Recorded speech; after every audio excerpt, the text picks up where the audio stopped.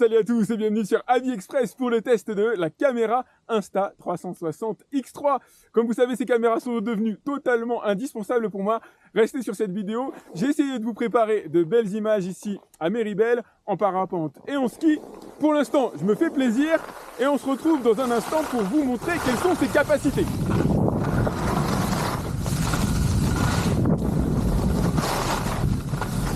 On va commencer les présentations en se faisant un léger comparatif entre ces deux caméras que j'utilise énormément, et c'est le moins qu'on puisse dire. On a le même facteur de forme, comme vous pouvez le voir, entre les deux générations, la X2 que j'ai sur la gauche et la X3 que vous avez sur la droite, sauf au niveau de l'embonpoint, 40 grammes de plus pour la génération X3 qui fait 180 grammes et un petit peu plus d'épaisseur aussi. L'optique a changé elle aussi, on est maintenant sur un capteur d'un demi-pouce signé Sony avec une ouverture à 1.9 contre du 2 ici. Et si ces changements ressemblent à de légères évolutions, c'est l'ajout de la HDR dans la X3 qui change réellement la donne en matière de qualité d'image. Il y a d'autres évolutions, je vous en mettrai certaines écrites directement dans la vidéo, mais on a par exemple la résolution photo qui passe à 72 mégapixels et la possibilité de filmer en 4K à 60 fps. On était à 50 sur celle-là, sachant qu'on a une optique en 360 degrés qui filme en 5,7K sur les deux caméras. Le changement majeur, pour ne pas dire colossal, entre ces deux caméras, celui qui m'est le plus utile au quotidien, c'est l'écran. Exit le maigrichon et pour ne pas dire insipide écran tactile circulaire qu'on avait sur la génération X2, on est passé maintenant à du 2,29 pouces et ça change tout. Pas besoin d'aller bien loin pour s'en convaincre, il vous suffit de regarder directement devant vous. Vous voyez, ça n'a absolument rien à voir. Sur la génération X3, vous pouvez véritablement gérer vos rushs, les regarder, vous faire plaisir, alors que sur la génération X2, très franchement, l'écran était tellement symbolique que je gérais tout, alors soit via le smartphone, mais essentiellement via mon ordinateur. Concernant la partie navigation qui n'est pas l'objet principal de cette vidéo, on va pas s'appesantir très longtemps, je vous montre rapidement les différents raccourcis que vous allez avoir. N'hésitez pas à les mettre sur pause si vous voulez les voir avec un petit peu plus de détails. Je peux pas tous vous les présenter, sinon la vidéo va devenir un véritable court-métrage. Il y a énormément de paramètres accessibles. Vous avez les raccourcis ici de réglage, alors de type de vidéo que vous voulez faire, que ce soit du timelapse, de la vidéo HDR, comme je vous le parlais tout à l'heure, de la vidéo classique, de la photo en 57K. Utilisez la version lentille unique plutôt que 360 degrés pour faire du plat. Lorsque vous choisissez une image à plat, ce que je ne fais quasiment jamais, moi je filme toujours en 360 degrés, voilà ce que vous avez. Du coup, si jamais je bouge la caméra, l'image bouge avec. Vous allez pouvoir effectuer des réglages, notamment des réglages d'angle, des réglages de définition.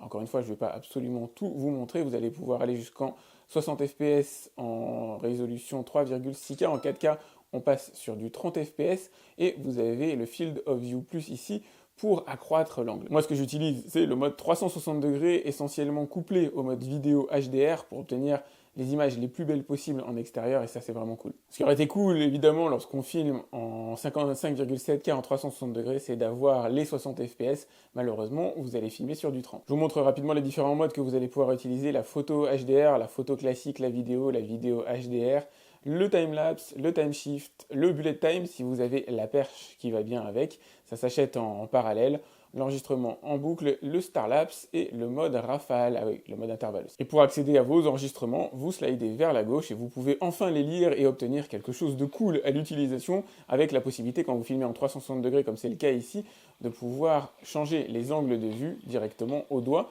et surtout pouvoir gérer la vidéo si jamais vous voulez la virer, c'est relativement facile. On a aussi un peu de son à l'intérieur de la caméra, en plus des différents micros qui sont implémentés avec de la réduction de bruit. Vous avez un haut-parleur qui vous permettra d'entendre vos rushs. C'est normal, on est sur des petits pneus qui ne peuvent pas non plus faire de miracles à ce niveau-là. Ce que je retiens évidemment pour la partie extérieure de la X3, c'est un confort d'utilisation sans commune mesure avec la précédente génération. Enfin, je peux montrer ce que j'ai fait dans la journée directement avec l'écran. Je peux réviser ce que j'ai fait aussi, virer, supprimer les rushs, les vérifier. Ça c'est cool. Sur la précédente génération, c'était quasiment infaisable. Sur un écran de 1 pouce, ça n'a quasiment aucun sens. Là, c'est quand même sympa de pouvoir revenir lorsque vous êtes en vacances et montrer ce que vous avez réalisé directement le soir. C'est clairement cool. Avec une possibilité de filmer jusqu'à 10 mètres de profondeur, comme sur la précédente génération. Sauf si vous utilisez le caisson, là vous pourrez descendre à 50 mètres, 5 mètres de plus que la précédente génération. 10 mètres, c'est déjà cool, sans avoir à ajouter quoi que ce soit à la caméra. Ça ne va pas forcément à l'image, mais les différents compartiments de la caméra sont étanchéifiés. Vous l'avez ici sur la batterie, qui a grossi d'ailleurs par rapport à la précédente génération, sensiblement, probablement pour absorber le plus grand écran qui doit consommer un petit peu plus de ressources. Vous avez un petit joint en caoutchouc bleu ici, qui permet d'assurer l'étanchéité de la caméra. Elle est livrée avec une carte SD de 64 mégaoctets, c'est toujours bienvenu. Et sur la trappe que vous avez ici, vous allez avoir le port USB-C de chargement qui sert aussi pour le transfert.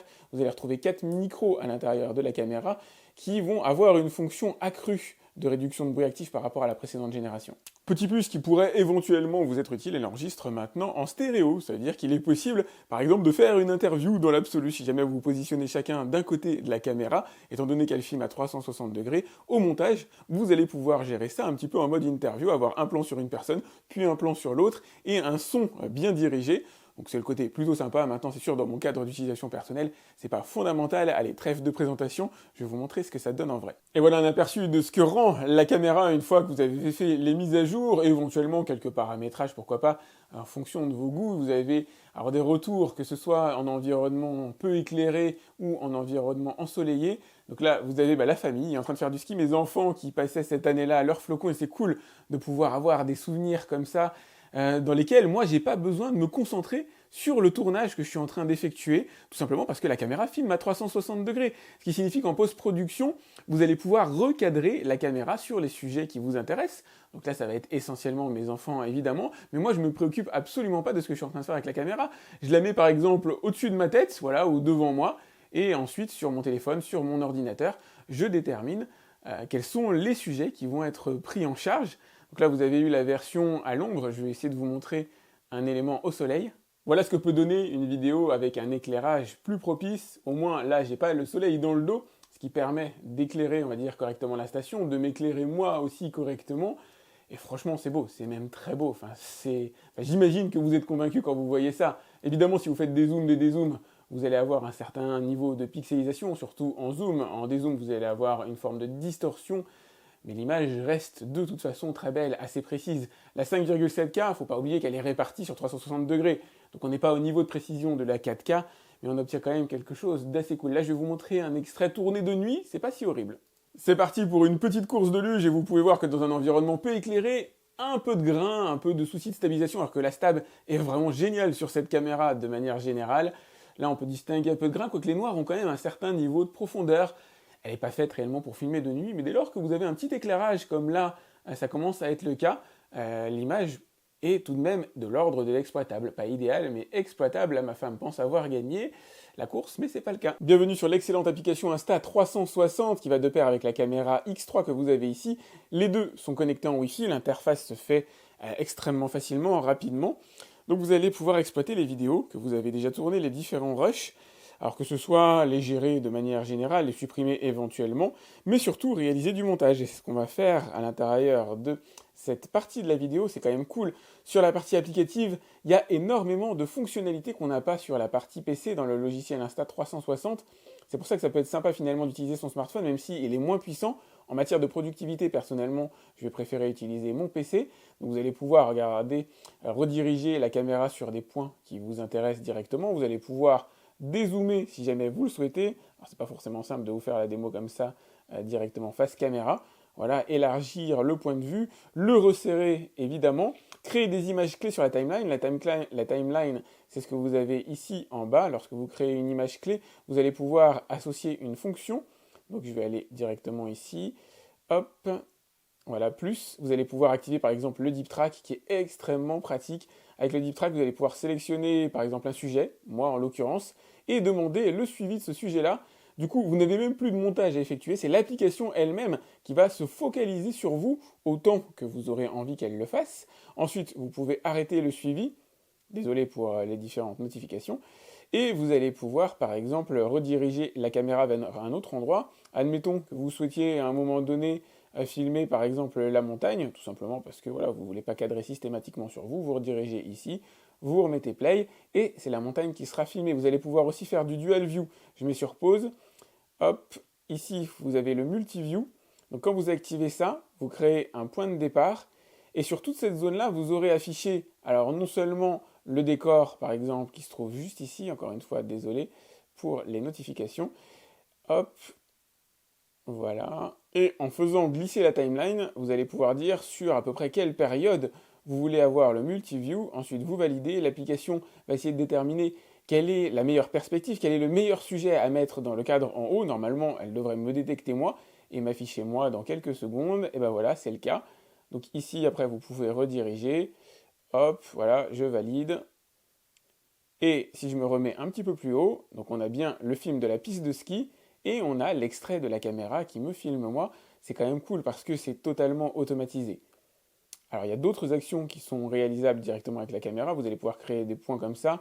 Alors je vais vous mettre après, vous avez différents angles qui sont visibles directement. Hop, donc vous allez pouvoir le faire au doigt. Activer ensuite d'autres fonctionnalités, ajouter par exemple des musiques si jamais vous le souhaitez. Bon là pour le coup il faut mieux que ce soit des musiques libres de droit si vous les exploitez sur les réseaux sociaux. Changer le ratio de la vidéo, notamment à l'export. Est-ce que vous voulez du paysage, est-ce que vous voulez du portrait? Donc moi je travaille essentiellement sur un paysage, mais là pour du smartphone ce sera quand même plus sympa en portrait. Changer la vitesse de la vidéo, le multiview on l'a vu il y a un instant, il y a encore d'autres fonctionnalités. Le freeze, vous allez pouvoir geler à un moment donné et faire pivoter la caméra. Alors je ne peux pas tout vous montrer, hein, ça prendrait un sacré bout de temps à tout vous montrer. La fonction Color Plus, regardez la différence entre les deux. C'est clair que ça améliore la qualité du ciel qui paraît moins terne lorsqu'on active cette fonction-là. Vous allez avoir d'autres fonctions. Alors le Clarity Plus pour accroître la clarté de la vidéo, regardez le avant-après, il est assez sympa. Alors on ne peut pas mixer malheureusement Clarity Plus et Color Plus, il va falloir choisir. Vous allez pouvoir aussi modifier en live votre visage. Là comme j'ai un masque, ça ne va pas changer grand chose, mais accroître vos yeux, diminuer la taille du nez, il y a pas mal de filtres assez intéressants que je n'utilise pas particulièrement. Moi je monte sur PC, je vais vous montrer ce que ça donne. Sur PC ça va être le même concept, à ceci près que là j'ai préféré télécharger les vidéos directement sur mon disque dur pour qu'elles s'affichent plus rapidement. J'ai plus de puissance aussi, donc du coup l'animation sera plus fluide. Donc là j'ai ouvert une vidéo de parapente, alors que j'ai déjà monté, vous pouvez le voir aux différents timelines que j'ai pu mettre à ce niveau-là, en différents points que j'ai mis sur la timeline, qui me permettent d'effectuer des actions, par exemple faire pivoter la caméra, comme vous l'avez vu à cet instant précis. Alors je peux remodifier bien sûr toutes ces actions directement à la main, à la souris, comme j'en ai envie. Là, je l'ai fait à l'avance, ça va me permettre d'illustrer, on va dire, de manière un petit peu plus aisée. Pour créer un point d'intérêt, vous allez dans un endroit, alors là par exemple, il n'y en a pas ici, vous appuyez sur ce bouton-là, et vous allez pouvoir effectuer plusieurs actions. Là, vous avez par exemple le mode petite planète, que j'aime bien utiliser parfois dans mes vidéos de vélo, le mode boule de cristal pour une introduction, revenir à un plan plat assez pratique. Vous avez du fish eye, vous allez pouvoir modifier certains éléments comme la stabilisation, vous allez pouvoir verrouiller voilà, la direction, vous allez pouvoir modifier certains paramètres. Alors je vous laisse mettre la vidéo sur pause si vous voulez les voir avec un peu plus de d'aisance. Vous avez le fameux mode Color Plus, le mode Clarté Plus qu'on retrouvait tout à l'heure, le mode Aquavision, que je n'ai pas vu sur l'application, qui va vous permettre, lorsque vous filmez en sous-marin, d'avoir une image un petit peu plus claire. Focus sur le vocal, ça peut être cool aussi. Réduction de bruit, elle est activée plus ou moins de base dans la caméra, mais elle est majorée ici directement à l'aide de l'application. Ajouter éventuellement un logo, il y a pas mal de paramétrages qui sont réalisables. Moi, je bosse quasiment exclusivement à l'aide de l'ordinateur pour une question de productivité, même si je regrette que le logiciel Insta360 ne soit pas aussi efficace, ne soit pas aussi détaillé en matière d'options que ce qu'on peut avoir directement sur l'application, qui a son côté cool, effectivement, mais c'est moins rapide, il faut quand même des téléphones assez performants pour pouvoir les exploiter correctement. Là, je vais vous montrer le produit de cette vidéo. Et regardez le résultat, je peux donner l'impression qu'il y a un caméraman, un autre parapentiste situé à côté de moi en train de nous filmer à une distance de au moins 5 mètres si ce n'est plus, et créer du resserrement sur ma vidéo. Comme vous pouvez le voir là, on est plutôt à 2 mètres, alors que la perche que je tiens dans la main ne fait qu'1 mètre de long, grosso modo. C'est quand même des effets assez saisissants, assez bluffants, avec bien sûr une distorsion, un effet fish eye qui est logique par rapport au type de caméra, vous avez vu ce que ça donne, mais c'est quand même vachement génial, je trouve, alors désolé pour l'expression, mais de pouvoir avoir la sensation d'avoir une personne qui filme à côté de moi, alors que finalement, dans la plupart des vidéos que je tourne, je suis intégralement seul. Là, je peux prendre les angles que j'ai envie, il faut prévoir à l'avance, par contre, les endroits où vous allez mettre votre perche. Là, par exemple, je m'étais dit, ça pourrait être marrant de faire un plan en dessous des skis, et après, au montage, voilà, de donner la sensation d'avoir les skis qui volent juste au-dessus, de vous montrer les différents paysages. Ça vous donne aussi l'occasion d'apprécier la colorimétrie, la couleur du ciel, la couleur du blanc de la neige, mine de rien ça compte, qui est quand même plutôt bien restitué. Je me suis dit là que j'allais cadrer un petit peu sur les skieurs, avec un fort zoom, donc du coup vous avez du grain qui apparaît sur l'image, il n'y a pas de miracle. Là je vous ai fait un effet petite planète, pour avoir la sensation qu'on survole la Terre, ça peut être drôle, ça se fait même quand on est au sol, et ça marche plutôt bien. J'ai des plans séquences avec mes vélos qui illustrent assez bien ce genre de fonctionnalité. C'est vraiment génial ce qu'on peut faire avec cette caméra. Je ne vais pas dire que le potentiel est illimité, Mais voilà, c'est beau, déjà rien que ça, c'est essentiel, c'est assez facile à utiliser, un peu fastidieux effectivement sur ordinateur par rapport à sur une application, mais plus rapide à la compression, notamment si vous avez une carte graphique qui tient la route en ce qui me concerne. J'ai une RTX 3070 qui prend le relais derrière et qui permet d'exploiter les choses bien. Si vous voulez vous filmer dans les meilleures conditions, essayez d'avoir le soleil, bien sûr, en face de vous. Là, j'ai le soleil dans le dos, parce qu'on est en parapente et je ne choisis pas forcément l'angle que je veux. Je me suis dit que j'allais faire un petit comparatif d'ailleurs avec la Insta-X2, c'est pour ça que vous voyez une deuxième caméra dans ma main. J'ai deux caméras, une qui est invisible, celle avec laquelle je filme, et une qui est visible, sur laquelle j'ai une autre segment de vidéo qui permet de faire des petites comparaisons. C'était comme ça pour le plaisir. Je me suis amusé à faire des petits zooms, des zooms. Effectivement, si vous avez le soleil en face de vous, vous avez une image qui est quand même beaucoup plus sympa. Quand le soleil est derrière, votre visage est très peu éclairé. La caméra ne peut pas faire de miracle, si vous voulez. Elle ne peut pas choisir de faire le point sur le visage et d'éclairer votre visage au détriment, par exemple, de la toile de fond des montagnes qui apparaîtrait beaucoup plus sombre. Là, l'objectif, c'est de trouver un point d'équilibre. Si jamais vous voulez vous mettre en avant vous-même, alors dans ce cas-là, assurez-vous d'avoir le soleil en face. Je vais vous montrer ce que ça donne en tournant, tout simplement, en changeant d'angle avec le parapente. Vous allez voir voilà, que mon visage est déjà beaucoup mieux éclairé. Ça change tout si c'est ça l'objectif de votre vidéo. Il est important de noter que la caméra n'est pas faite pour tourner dans le noir. Elle est capable de capter un certain niveau de luminosité, un peu meilleur que sur la X2, mais ce n'est pas du tout des caméras qui sont faites dans le noir. Vous allez avoir une image grainée, pixelisée, vous allez avoir très peu de définition. Là, par exemple, au soleil couchant, ça passe, notamment si vous êtes éclairé par le soleil couchant. Alors là, vous pouvez avoir des images qui sont véritablement très belles, mais dès lors qu'il commence à faire sombre dehors, pour moi, la caméra est à éteindre. Vous devez utiliser autre chose ou reporter votre tournage au lendemain parce qu'elle n'est pas en mesure de capter suffisamment de lumière pour avoir un beau rendu au final. C'est parti pour une petite course de luge et vous pouvez voir que dans un environnement peu éclairé, un peu de grain, un peu de soucis de stabilisation, alors que la stab est vraiment géniale sur cette caméra de manière générale. Là, on peut distinguer un peu de grain, quoique les noirs ont quand même un certain niveau de profondeur. Elle n'est pas faite réellement pour filmer de nuit, mais dès lors que vous avez un petit éclairage comme là, ça commence à être le cas, l'image est tout de même de l'ordre de l'exploitable. Pas idéal, mais exploitable. Là, ma femme pense avoir gagné la course, mais c'est pas le cas.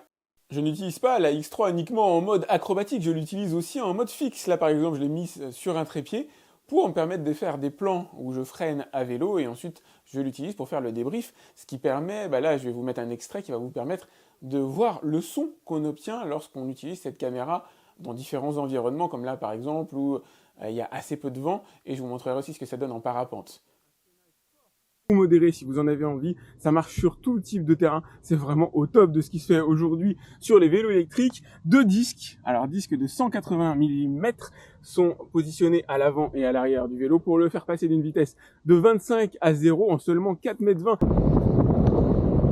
Allez, petit test au niveau du son, avec le vent ça va être compliqué à mon avis de m'entendre.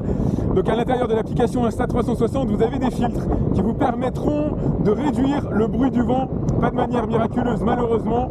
Donc là je vais essayer de les activer pour vous montrer ce que ça donne.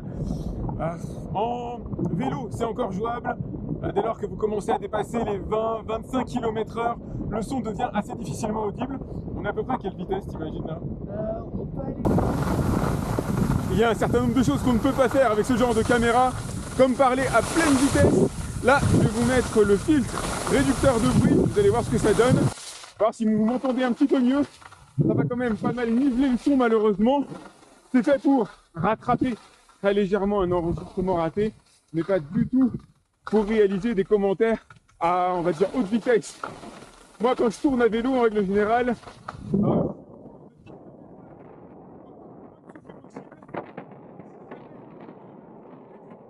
c'est une vraie merveille cette caméra, au point qu'il m'est devenu quasiment impossible de m'en passer aujourd'hui. Et je le sais très bien parce qu'il m'est arrivé d'en casser une. Et j'étais clairement dégoûté, pas tant pour la casse, mais pour le fait que j'en ai besoin pour tourner mes vidéos, j'en ai besoin pour les vidéos de vacances. C'est zéro prise de tête. Quoi que vous fassiez, vous êtes assuré de filmer toujours les bonnes personnes, avoir toujours le bon angle de vue, en tout cas la plupart du temps, puisque vous montez tout en post-production. Ce qui peut faire partie de ses défauts aussi. On fait de la post-prod sur ce genre de caméra, là où avec une caméra à plat, une fois que c'est filmé, il n'y a plus grand-chose à faire dessus. Là, vous avez une certaine latitude, donc c'est le côté cool, et en même temps, vous avez du travail après à effectuer pour améliorer, pour monter vos vidéos. C'est le revers de la médaille du monde 360 degrés. Il existe ce genre de caméra, par exemple la One RS, je vous mettrai le lien dans la description, qui peut avoir le meilleur des deux mondes. Vous avez la version 360 degrés disponible ou la version à plat directement. Personnellement, je filme systématiquement à 360 degrés. C'est devenu tellement pratique et tellement une habitude aussi que voilà, je peux plus m'en passer. Elle prend aussi des photos que je ne vous ai pas montrées avec un bon niveau de qualité, un bon niveau de définition et surtout des photos que vous allez pouvoir manipuler, redimensionner comme vous le souhaitez. Elle est étanche à 10 mètres. Ça gâche rien si jamais vous faites des vacances à la mer. Ça m'est arrivé d'utiliser la Center Park, même si c'est pas autorisé. Mais c'est cool d'avoir ce genre de petits souvenirs et de pouvoir les exploiter. La qualité globale est absolument géniale, la stabilisation est très bonne, la jonction entre les deux lentilles est parfois perfectible, mais au global, c'est pas particulièrement gênant. De toute façon, vous le verriez dans mes vidéos, puisque je l'utilise à chaque fois que je tourne un test de trottinette électrique ou de vélo électrique. Les applications sont ultra complètes, alors essentiellement sur smartphone, un petit peu moins sur PC. Le mode de suivi de tracking est génial aussi. Ça vous évite d'avoir à faire une longue post-production où vous devez suivre, si jamais vous êtes le sujet, systématiquement image par image, faire en sorte de toujours être bien cadré. Là, c'est le logiciel qui fait tout pour vous et ça marche redoutablement bien. La stabilisation est vraiment très bonne. Elle n'est pas totalement parfaite, ça peut se ressentir dans certains paysages, certains environnements, comme par exemple à côté d'arbres, où vous allez avoir parfois cette petite sensation de légère vibration. Si vous êtes dans un environnement entouré de routes, de maisons, etc., la stabilisation paraît absolument parfaite. Ce qu'on pourrait lui reprocher, elle a pris un peu de gras par rapport à la précédente génération. Moi, au bout d'une perche, ça ne me gêne pas particulièrement, je suis habitué à les utiliser pendant très très longtemps, au moins 1 à 2 heures avec ma perche comme ça en faisant du vélo, et ça marche nickel, donc ça ne me pose pas de problème, les quelques grammes qui ont été pris directement par la caméra. Les micros se sont bien améliorés, ils ne sont pas parfaits encore, ils ne sont pas en mesure d'éliminer toute source de bruit parasite autour, donc assurez-vous d'être à une vitesse, si vous circulez à vélo, etc., inférieure, je dirais, à 15 km/h pour avoir du souffle, éviter le souffle et pouvoir exploiter la piste audio sans avoir à refaire un enregistrement en post-production, parce que l'audio c'est quand même assez compliqué à reprendre, donc elle ne peut pas faire de miracle, mais elle est globalement de bonne qualité. L'ajout de la stéréo est un plus. Comme je vous le disais, il y a de la post-prod à faire, donc du coup il y a un temps d'apprentissage, on n'est pas sur une caméra plug and play, je prends, je filme et je montre ce que ça donne directement sur mon ordinateur. Il faut un peu mettre les mains dedans pour parvenir à s'en sortir et à avoir un bon résultat. Comme je vous le disais, elle m'est clairement devenue indispensable. Je vous invite à aller voir son prix directement dans la description. Pour moi, le tarif demandé est clairement raccord aux performances de la caméra. On est dans ce qui se fait de mieux. Aujourd'hui, on connaît très bien la marque GoPro, mais la marque Insta360, dans l'univers 360 degrés, fait mieux que GoPro, et dans l'univers des caméras à plat, est tout à fait de l'ordre de la concurrence. On n'est pas encore au même niveau, mais c'est pas loin. Il y a très peu de marques de caméras d'action aujourd'hui qui sortent du lot, qui sont réellement capables d'être convaincantes. Insta360 en fait clairement partie. On est au top de ce qui se fait à l'heure actuelle. Encore une fois, notamment dans l'univers 360 degrés. N'hésitez pas à liker cette vidéo, c'est important pour moi. Pensez aussi à vous abonner à ma chaîne si ce n'est pas déjà fait. Si vous avez des questions, vous pouvez me les laisser directement dans les commentaires de la vidéo. J'essaierai de répondre à tous mes abonnés. Et moi, je vous dis à très vite pour un autre test sur AliExpress. Salut!